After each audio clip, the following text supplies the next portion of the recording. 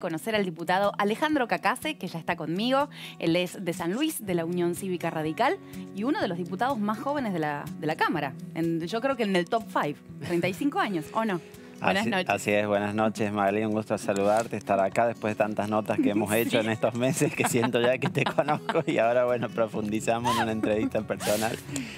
Sí, uno de los sub-35 de la Cámara, ya hemos hecho un grupo de todos, de hecho, de Juntos por el Cambio, más los del Frente de Todos. Cuando todavía no había pandemia nos pudimos comer un asado, Mira, eso ahora ha bien. quedado ahora suspendido, pero sí estamos trabajando en algunos temas importantes para nuestros jóvenes, como es el tema del empleo joven, y después sabemos que hay temas muy polémicos en debate, como puede ser la legalización de los estupefacientes, a la legalización de la interrupción del embarazo, y entonces en esas cosas que por ahí otros no se ocupan, nosotros siempre estamos discutiendo. Claramente otra onda, lógicamente, un cambio generacional que se siente, ¿no?, en la Cámara. Sí, yo creo que siempre hay un impacto de lo generacional, hay otra óptica sobre los problemas. Creo que no tenemos los mismos prejuicios que por ahí tienen muchos de los diputados que vienen hace mucho tiempo. Hay otro diálogo, lo noté cuando pudimos conocernos con los del otro partido o el otro frente, y hubo un diálogo mucho más franco, cada uno desde sus ideas, con sus proyectos, pero digamos sin esa grieta tan conocida o esa reticencia a poder hablar con el otro. Y eso creo que es bueno, porque también lo que la ciudadanía espera, no solo los jóvenes, sino todos, es que haya mayor diálogo político entre los partidos, y creo que dentro de nuestra generación eso está. Así que sí, en mi caso me tocó asumir después de haber tenido ya 6 años de experiencia como legislador en mi provincia, en San Luis, en la que además tuve todos los roles, porque fui legislador en minoría, después fui presidente del bloque minoría, en un momento fui mayoría, fui uno de los vicepresidente. presidentes de la UCR más jóvenes también. Dice Sí, que te encontré el lado joven, el más joven, el más joven, el más joven. Sí, fui presidente del partido cuando tenía 25 años en mi distrito, que era el más joven en la historia del partido en todo el país. Y también estaba este desafío de lo generacional. Porque, ¿Y alguna vez te pusieron un poco en contra este argumento de la juventud? ¿Algún político de años vino y te dijo, nene, vos sos muy nuevo acá? Sí, obvio, a los jóvenes se nos busca por ahí descalificar por el no tener experiencia. Claro. ¿Vos qué respondías en ese momento? Y es un desafío doble, tener que trabajar con mucha más fuerza para mostrar que sí tenés la capacidad. Vos sabés, me acuerdo, por ejemplo, en la UCR, que es un partido, digamos, que en general la dirigencia es más grande, teníamos una reunión que era el Comité Federal, que eran los presidentes de todos los distritos del país. Entonces me toca entrar un día ahí a la sede de Alsina, y claro, a mí en San Luis me conocían, yo había sido presidente de la Juventud Radical, pero en el Partido Nacional no tanto. Entonces entro ahí, estaban sentados en la mesa, todos hombres de unos 60 años, todos hombres y todos arriba de 55 seguro. Más de 25 años te llevaban, o sea, más del doble. Claro, y yo entré a la sala ahí y noté una cara como diciendo, ¿de dónde viene? ¿Quién es? ¿Será el que viene a servir el café? ¿Será secretario o asesor de alguno de los que...? Y no, me senté en la mesa como uno de los presidentes del partido y claro, hay un prejuicio. Yo creo que pasa mucho eso con los jóvenes, pasa con las mujeres también. Hay prejuicios. Entonces, lo debes haber sentido vos también, digamos, y todos los que tienen que mostrar que pueden como los demás. Y los jóvenes nos ha pasado eso. Entonces, tenés que sentarte y un doble rol de mostrar que tenés capacidad frente al prejuicio que te puedan presentar. Más también para los que venimos del interior, en tu caso, vos que sos de San Luis, que una vez yo te dije puntano y que me encantaría que me lo vuelvas a recordar, me dijiste, no, puntano no, ¿sanluisino? No, yo puntano sí, puntano. Lo que aclaré es porque, claro, nosotros tenemos el gentilicio de sanluiseños para toda la provincia, pero puntanos somos solo los de la ciudad. Claro. Entonces yo te decía que no hay que decirles puntanos a todos los sanluiseños, porque están los villamercedinos, los merlinos, claro, que son sanluiseños pero no puntanos, y viste que está esa cuestión de la identidad fuerte de cada ciudad, que si los llamás por el nombre que no corresponde puede ser un tanto hasta ¿Vos hiciste agresivo, toda digamos. tu infancia ahí en San Luis? Sí, estuve...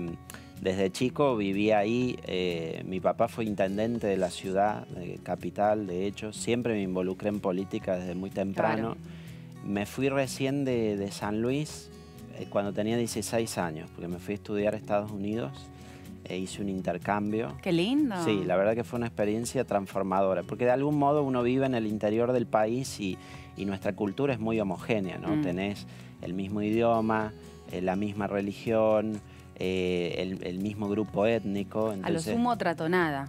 Otra tonada, claro. Que ustedes mucho no tienen una tonada, ¿no? Tenemos, sí. ¿Sí? Acá en Buenos Aires nos identifican como de Córdoba, por ahí no se asocia, pero es una tonada propia que tenemos de San Luis, que no es ni la de Mendoza ni la de Córdoba, sino que es propia puntana. Pero claro, digo, de uno vivir en una cultura que es como muy homogénea, de repente a los 16 años caí en un país que, bueno, era otro idioma, que tiene una diversidad racial muy grande. ¿A qué ciudad de Estados Unidos? Estuve en un pueblo en Texas, además muy particular, me imagino. Muy cerca de Austin, que es la capital de Texas, y ahí hice el secundario. Entonces fue una experiencia muy transformadora, porque más allá de lo académico en sí y de aprender, el estar expuesto a otra civilización hace que rápidamente tengas que aprender a socializar, independizarte también, y 16 años por ahí no es tanto, digamos, para salir a vivir en otro lado. Te abre la cabeza, aparte, porque descubrís que tu mundo no es el único mundo, que lo que vos haces en tu casa, en otras casas lo hacen diametralmente opuesto y está bien. Exactamente, eso sobre todo te produce un shock cultural que te hace aprender rápidamente. Además fue una experiencia cuando estuve en intercambio que eran con 4 familias distintas que viví, entonces tenés distintas costumbres, unos cenan a las 5 de la noche, y otros a las 9. ¿Cuánto tiempo pasaste allá? Y estuve un poco más de 1 año y medio casi. Bastante. Porque primero terminé el secundario y después empecé en la universidad. Hice algunas materias en la universidad. Justo fue la época que fue la crisis nuestra del 2001. Así que completé lo que sería 1 año de universidad, después me volví y empecé a estudiar Derecho acá. Y estudiaste en varias facus, creo, no sé, vi que tenés como... Le agarré el gustito. Muy cosmopolita tú. Le agarré el gustito a lo de viajar, sí. Te debo decir la verdad, porque, claro, hice programas en la Universidad de Harvard, en la Autónoma de Madrid, en la Complutense de Madrid, en Bolonia, en Italia, en la Universidad Central Europea, que es en Budapest, en Hamburgo, en Alemania, en la Erasmus Rotterdam, en Holanda. Lo tuyo es tremendamente nerd. Muy bien, qué bueno. Sí, tuve como una serie de años que me dediqué a viajar, a estudiar y con muchas becas de distintos organismos internacionales. Fabuloso. Becas de la Comisión Europea, del gobierno de Estados Unidos también, de algunas fundaciones, como que aproveché eso para estudiar. Y además siempre me gustó, mi formación de grado es como abogado, ¿no? Y después tengo una maestría en economía, pero siempre me gustó estudiar distintos temas, de filosofía, de ciencia política, de historia. Entonces en cada una de estas experiencias fui teniendo como temas muy distintos. No sé, por ejemplo, en España en un momento, por darte un ejemplo, se me dio por meterme a estudiar en un centro de estudios orientales y estudié sobre el desarrollo económico y social en China. Entonces me puse a estudiar eso y no tenía nada que ver con amplísimo. Claro, no tenía nada que ver con lo que tenía que hacer de materias para la facultad, porque yo estaba en Córdoba haciendo abogacía y había firmado un contrato académico que se llamaba, que tenía que ir a hacer ciertas materias a España como parte de una beca del Banco Santander que me habían dado. Y cuando llego ahí, claro, estaba en un campus que es en Tres Cantos, al norte de Madrid, y los temas que daban, estaban todas las facultades juntas en el campus, entonces me interesaban otras cosas, no la de Derecho. Me interesaba la política de la Unión Europea, esto de China. Después había una facultad de historia que tenía historia griega antigua, de la época de Alejandro Magno y todo eso de las conquistas sobre Persia. Entonces me puse a estudiar de eso. Chocho. Y ¿Te gusta mucho leer? Me gusta mucho leer y me gusta mucho estudiar. Esa es la parte nerd que decís, te la voy a reconocer. Yo con vos a carrera de mente no juego. Desde ya. Y habré aprovechado mucho en la cuarentena, por ejemplo, porque como ahora hay menos reuniones o presenciales, uno, digamos, está más tiempo en la casa y demás. De hecho, he empezado dos programas. Estoy haciendo una maestría en desarrollo, economía y datos. Viste que ahora la ciencia de los datos es como lo más está en boga. Big Data. El Big Data, claro. Estoy haciendo una maestría sobre eso con el MIT, en Massachusetts Institute of Technology. y estoy haciendo otra maestría con Harvard, que es el Public Leadership Credential, que es sobre políticas públicas. Ah, no, nada que de todo lo que estudias. Es tremendo. Me gusta, realmente. Gusta, claramente. Te tiene que gustar, porque para ponerte, no sé, un día a la noche, a las 9 de la noche, en vez de ponerte a ver una serie en Netflix, para ponerte a hacer una maestría, te tiene que gustar, porque si lo haces como a la fuerza sería imposible sostenerlo. ¿Y el desconectar viene por ahí también? ¿Te desconectás estudiando o decís, bueno, ya estudié hoy un montón, desde historia hasta política, ahora... Para mí es una desconexión. Mira. O sea, te va a sonar, mis amigos me dicen, vos estás loco, porque el otro día, con esta maestría en economía que estoy haciendo, es muy exigente en el MIT en términos de matemática, ¿no? Entonces hay temas de cálculo diferencial o cálculo multivariable, álgebra matricial, estos temas que tenés que estudiar para poder hacerlo, y entonces a veces me pongo a la noche a hacer. Y me dicen mis amigos, vos tenés que tener ganas para ponerte a hacer esto, porque lo necesito para hacer la maestría. Pero vos sabés que hasta haciendo los ejercicios de matemática y esto, es como que te concentras tanto en lo que estás haciendo y en el presente de ese momento que te olvidas del resto de las cosas. Claro, te divierte. Y es como, viste que algunos dicen que la meditación también tiene mucho que ver con la entrega a una cosa, ¿no? Estoy haciendo ahora, estoy haciendo en la cuarentena. Sí, porque el no tener actividad física ahora, porque los gimnasios están cerrados, los deportes no se pueden hacer, entonces lo que hacía antes de la cuarentena, hoy no puedo. Estoy haciendo mucho yoga y meditación. El yoga es como una forma de meditación con movimiento y con respiración.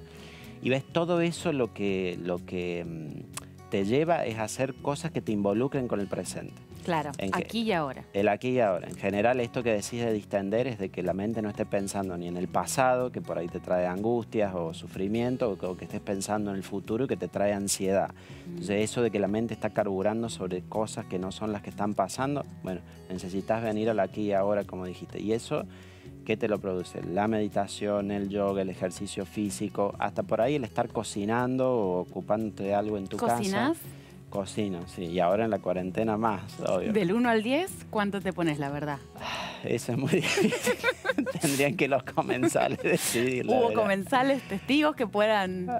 ¿Les viste contentos? Decir, ahora estoy che, con mi pareja que que estamos viviendo y comemos con él directamente, pero ¿Te aprueba? Me aprueba, sí. Listo. Pero no, lo de la cocina es bueno porque también te pone muy en ese momento presente. A mí me gusta hacer pastas caseras, por ejemplo, así que amaso. Todo. Ahora te da el tiempo para hacer todo de cero, ¿viste? Entonces compras la harina, los huevos, las cosas. Y más que a vos te gusta aprender, claramente, emprender nuevos proyectos, bueno... ¿Te habrás dado tiempo en la cuarentena para...? Hasta con la comida, te digo. Sí, para mí, por ejemplo, el probar, no sé, distintas panaderías y lo que tienen, o ahora se me ha dado por todo este culto al café que hay, ¿viste? Ay, entonces, me encanta. Compro el café en grano, lo molés. Lo muelo, que en otro momento, ¿viste? Ni se te hubiera ocurrido porque, no sé, tenías una reunión a las 9 de la mañana acá, no te da el tiempo para hacerte más que hacerte el café rápido.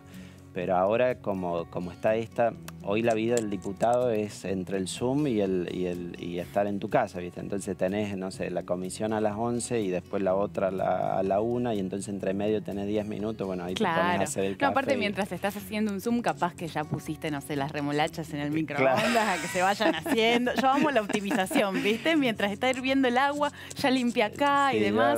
Ya veo igual. Y sí, optimizás tu tiempo. Hago pastel de espinaca y entonces estoy en la ¿Sos reunión. vegano o algo así? No. Fuiste un asado con los... Sí, no, me gusta comer carne, me gustan los asados también, pero en lo que yo cocino tiendo a... Por ahí no cocino tanto con carne, sino que hago más pastas, estas cosas. Claro. Todo lo que es, digamos, de la cocina italiana, esa cultura que es un poco la de mi familia también, es lo que más... ¿Sos de descendencia italiana? Sí, soy de descendencia italiana. Cacace es mi apellido en realidad, lo hemos españolizado y como Cacace, pero somos de toda la familia de un pueblo del sur de Italia que es Massalubrense. La isla de Capri, viste, que es tan conocida por el turismo, bueno, el lugar más cercano a Capri desde el continente es Massalubrense, que es una comuna ahí en la provincia de Nápoles, en la Campania, y todos venimos de ahí, así que... ¿Te quedó familia ya? Quedaron con mi mismo apellido, pero no sé de que sean realmente parientes. Se ve que muchos de allí, de Massalubrense, emigraron a San Luis, porque me pasó algo muy curioso. Cuando yo estaba estudiando en Italia, fuimos con mi papá una vez a visitar. Después él fue otras veces también. Yo estuve viviendo en Italia, pero solo fui una vez a ese pueblo. Y nos encontramos con que todos los nombres de ahí eran los de San Luis. Era como curioso, porque hay apellidos típicos en San Luis, como por ejemplo decirte Pérsico, que fue hubo un senador nuestro Pérsico, o Gargiulo, o Cangiano. Bueno, entonces todos esos apellidos de San Luis fuimos y eran los mismos de... ¡Qué descubrimiento! De Massalurense, hasta fuimos al cementerio y estaban todas las lápidas con esos apellidos. Entonces es como algo bastante extraño que te vas del otro lado del océano y de repente te encontrás en una ciudad donde en los cementerios están los mismos apellidos que en tu propia ciudad. Pero es parte, digamos, de la historia de la inmigración nuestra. Y ahora te tocó pasar la cuarentena acá, separados de tu familia, la que quedó en San Luis, acá estás con tu pareja, pero bueno, llevando la distancia, y supongo que no habías planeado quedarte en Buenos Aires en este momento. No, la verdad que para nada, porque yo justo el 19 de marzo, que es cuando se dicta la cuarentena, me estaba mudando acá. Porque yo estuve siempre en el centro, me estaba yendo más hacia Palermo. Y estábamos haciendo la mudanza en el departamento y eso. Y me quedé, sobre todo me quedé porque era previsible que hubiera sesión, por ahí se discutía el tema de si había que declarar el estado de sitio. Dije, bueno, mi tarea está acá, me tengo que quedar en Buenos Aires, me quedo. Además que pensábamos que iba a ser por 14 días, ¿no? Después comenzaron todas las extensiones. Y hoy pensaba lo difícil que se ha vuelto el tema del transporte interjurisdiccional, ¿no? Pude ir una vez a San Luis durante la cuarentena porque se aprobó un protocolo, que es el protocolo con PCR, ¿no? Poder hacer un test, que me hice el test y de esa manera fui por 5 días. Después me pidieron ¿Visitaste a tu familia? Ahí visité a mi familia, hice reuniones políticas, estuve con los diputados provinciales, los concejales, las autoridades de la UCR, como que aproveché para hacer todo, digamos, la tarea normal de política que uno hace cuando vuelve al distrito. Pero me dieron la autorización para entrar por 5 días en la provincia, tuve que después salir.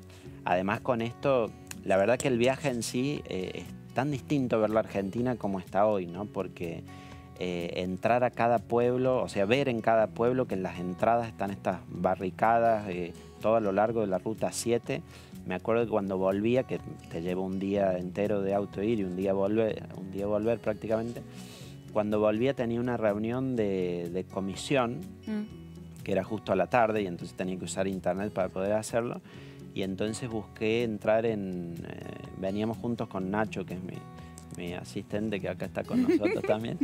Y quise entrar a Rufino para poder ir a una estación de servicio y sentarme a hacer la reunión. Y no se podía entrar, hubo que pedir autorización al municipio, me la dieron, pero digamos, insólito pensar en esto tiempo atrás, ¿no? Caótico. Lo que pasa que en general en las provincias y en los lugares chicos están con muchos menos casos. San Luis hoy al menos, claro, San Luis está San Luis bastante tiene bien. 20 casos de coronavirus, relativamente está muy bien.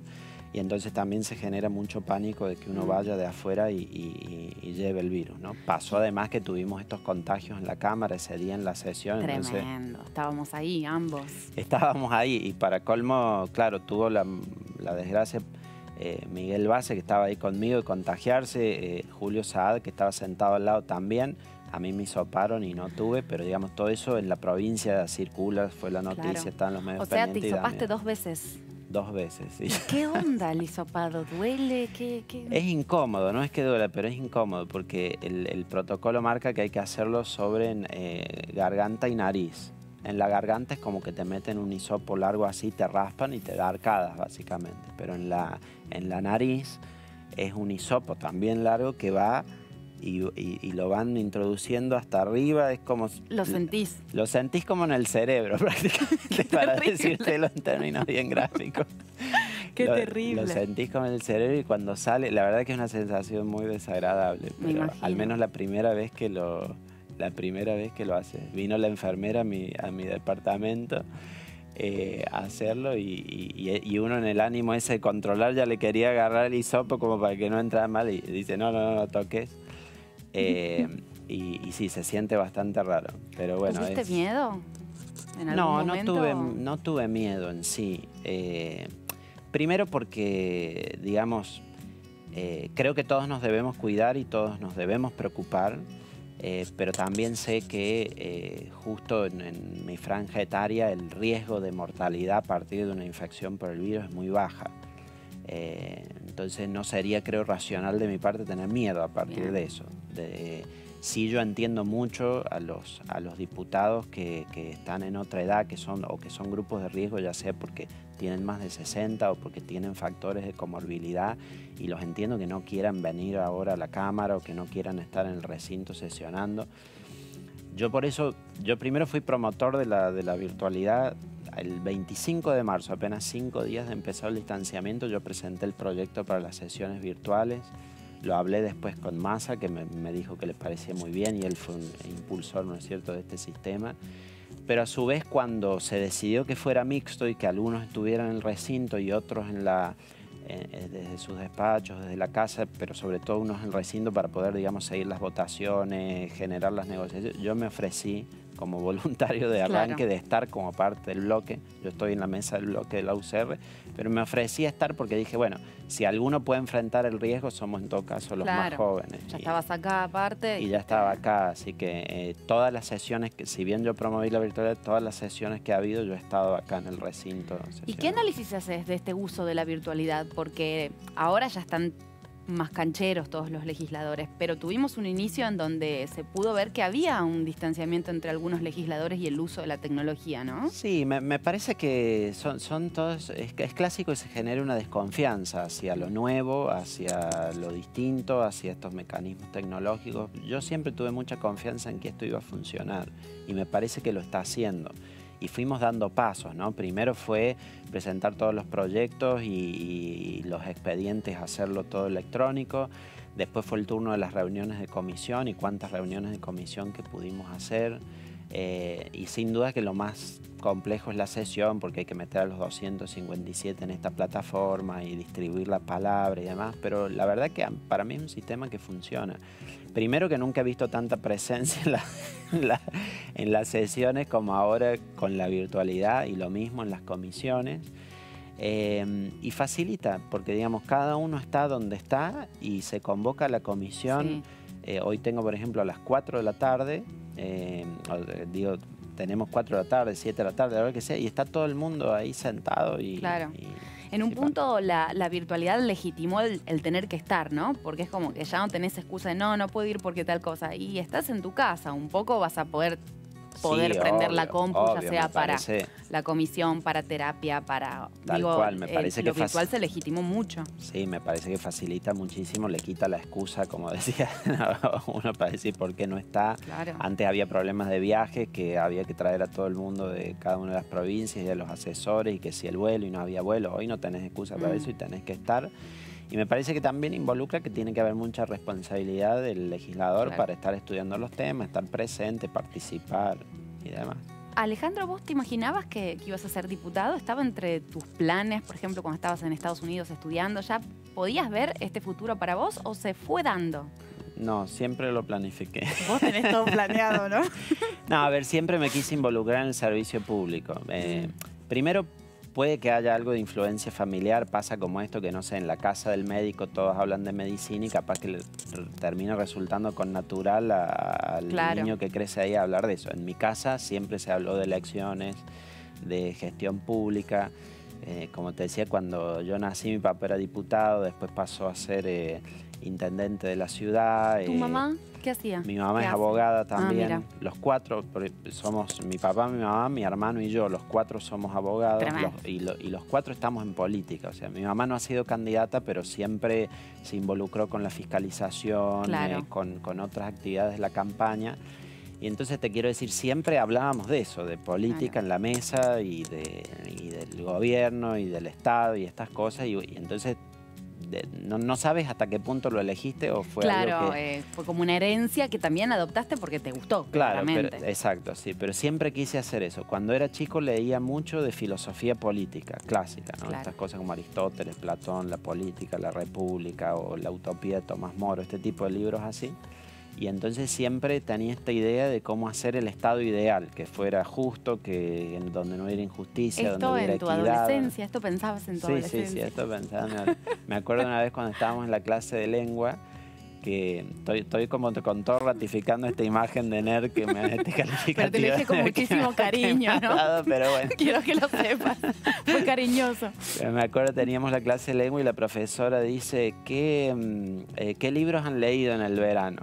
Y bueno, la mayoría no había leído ningún libro, o algunos había leído, o habían leído sobre todo de ficción, por ahí más común, digamos, estos bestsellers de ficción, o leer cosas tipo Harry Potter, así. Y yo le digo, no, yo leí El Príncipe de Maquiavelo y leí y quedó la profesora como sorprendida. Claro. Pero yo leía eso. Qué gusto gustaba. Para la profesora, sí, ese alumno. Sí, obvio.